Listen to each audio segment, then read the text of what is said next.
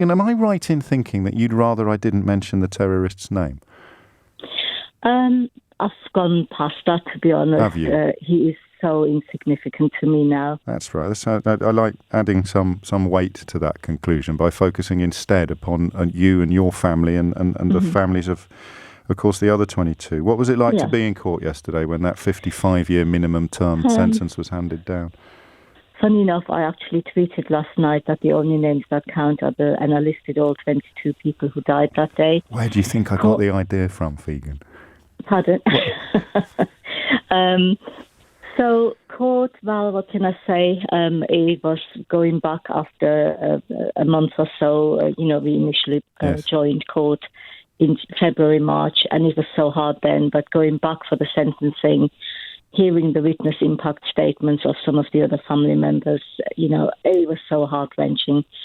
It was tough. It was really exhausting, but a good outcome, I think. And was it relevant that the witness statements were read out without the culprit being in the dock? Did it matter, do you think? Again, do you know what? On Twitter, there was a lot of anger about he's a coward, he didn't come, etc., he should have listened. But I've been reflecting last night about this, and actually I'm glad he wasn't there, because terrorists are really trying to divide us. They're trying to cause harm and pain. And actually, I'm glad he didn't listen to everybody's pain and the harm that they caused, because I didn't want him to be thinking that he's happy that he's partly succeeded. I didn't want him to hear that.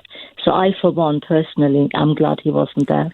And the length of the sentence, I don't know quite what the right word is to use, but were you satisfied with it? Yeah, I am. And again, there was anger that it should be longer, but the British justice system, I think, did absolutely its very best. The legal team, everybody was so fantastic, and the sentence that was given is the maximum that under the British system can be given to him because of his age. He's going to be probably in there forever.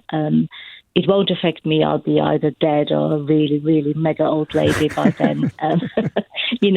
But it'll affect my kids and grandkids more. Of course it will, and that praise almost in your words there for the British justice system. You feel that the sort of legal machinations have delivered justice for you and your family.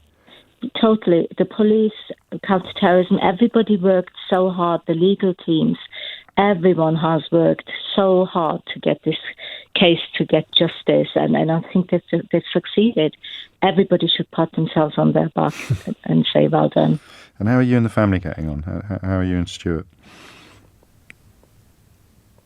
Oh, we're losing the phone. I'm still here. Figen, how are you and the family getting on now?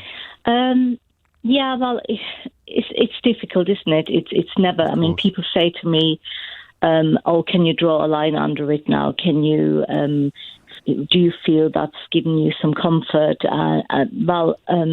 It doesn't go away. You can't move on. There's no moving on from this kind of grief. There is no line. That line doesn't even exist. It's an eternal abyss of grief. It never goes away. But you learn to live day by day, one day at a time. When is it at worst? At night, in the evenings, the 22:31 magic number is haunting me every night. I just can't go to bed at that moment in time. That's when Martyn died. He took his last breath, and I can't reconcile that. I was in bed fast asleep. I'd gone to bed early that night for a change, because I wasn't that well that night. And I wish I hadn't. I can't believe that Martyn was dead for at least 10 minutes before I was even aware something had happened. That doesn't feel good as a mum. Not my proudest moment as a mum. Figen, I've heard you say that before, and I know I'm going to be the millionth person to say this to you, but it's the idea that you beat yourself up for that. It breaks my heart. It might be irrational, but when you bring a child on this planet, you don't expect that child to go away, and you, as a mother, you always try, no matter how old they are and what the circumstances are of the living arrangements, even if they don't live with you. You're always a parent, you're always a mum. I let him down. That's how I feel, as irrational as it might be. I do. Well, on a slightly more upbeat note, just finally, because I know you've got a lot on today. Remind us how we are commemorating Martyn. Remind us what you and the family are doing to keep the flame alive. As it were.